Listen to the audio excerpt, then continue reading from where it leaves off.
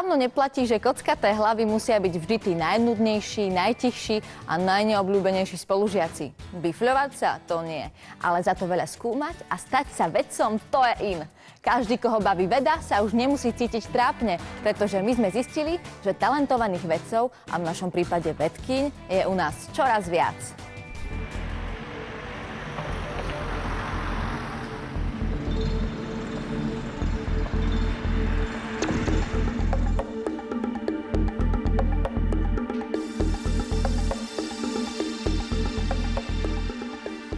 Niekto rád hrá na gitare, niekto rád skateuje, niekto rád behá a ja mám rada labák. Ja mám rada vedu. Tohto roku som sa zúčastnila biologickej olympiády, kde sa mi podarilo v celoštátnom kole zvíťaziť. Taktiež som postúpila na medzinárodnú do Turecka. A potom som ešte bola na EUCIS, to je vlastne Európska súťaž pre mladých vedcov na Slovenskom národnom kole. Tam sa mi taktiež podarilo zvíťaziť a postupujem do Paríža, respektíve som nominovaná do Paríža. Čiže tuto môžete vidieť postery k mojej práci. Tuto sú tie dva druhy echinácií, ktoré boli skúmané. A testovala som ich účinok na imunitný systém a taktiež ich antibakteriálny účinok. Hodnotí sa tam prezentácia, poster sa tam taktiež hodnotí, výsledky a ako sa dajú aplikovať tieto výsledky. Vlastne tam ide o všetko. A na tých medzinárodných už aj angličtina. Musíte rozprávať plynulé angličtinou.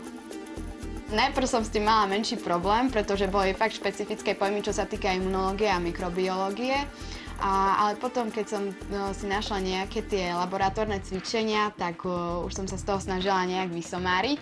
To si môžete všimnúť nevybalený kufor, ktorý mám, pretože v stredu som sa vrátila ešte aj s mojou kamarátkou z Istanbulu, kde sme sa zúčastnili na vlastne celosvetovej prehliadke, respektíve súťaži environmentálnych projektov, ktorá sa nazýva INEPO. Kamarátka skončila strieborná, mne sa podarilo zvíťaziť a vlastne bolo tam, myslím, že 89 projektov z 38 krajín. Gratulujem. Ďakujem veľmi pekne.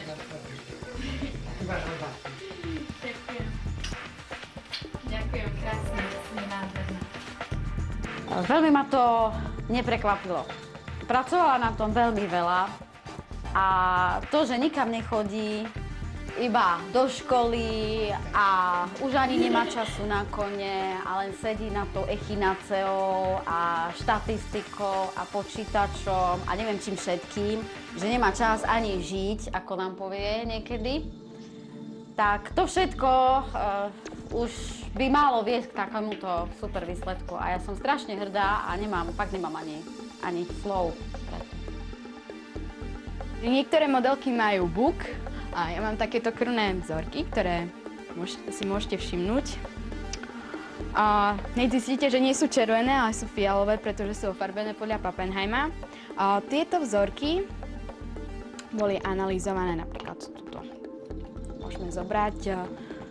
Analyzovala som biele krvinky a zisťovala vlastne ich schopnosť pohlcovať partikuly, čiže také ako baktérie alebo vírusy. Týchto 60 krvných vzoriek bolo analyzovaných 5 dní po 10 hodín. Čiže dosť to trvalo a už potom oči strašne štípali, ale nakoniec všetko dobre dopadlo. Celkovo bolo analyzovaných 3782 buniek a pre hodnotnejšie výsledky a lepšiu štatistickú analýzu. Tým, že sme stále s koňmi, so zvieratmi, so psami, s morčaťom, pieskomilom, rybičky boli, andulky sú, všetko možné, takže sme spätí takí s prírodou a zaujímame sa veľmi o tú prírodu. Tak ja si myslím, že týmto tak vzniklo. Ahoj. Ahoj. Tak toto je Estra. To je taká moja soulmate. Je to alma mater celého našeho chovu. A chodila som s ňou kedysi na preteky. Teraz vidíte, že momentálne nemôže, pretože má tohto krásneho koníka. Volá sa Chester. Na tohto sme čakali dosť dlho, pretože sa mal narodiť už 8. apríla a nejak to vyšlo až na 1. mája. Ja som sa ku koníkom dostala vďaka mojim rodičom, keďže tu máme už stajne od malička. Od malička jazdím, prakticky ja som začala jazdiť skôr, než som začala chodiť. No, najprv ma trénoval môj detko, potom ma trénoval Ujo Majo. A vďaka nemu aj sme dosahovali také dobré výsledky z sestrou na pretekoch, aké sme dosiahli. Tak si chodili po pretekoch, po takých dedinských poväčšine. Tak toto je tá osudná rastlinka. Ako vidíte, Echinacea purpurea.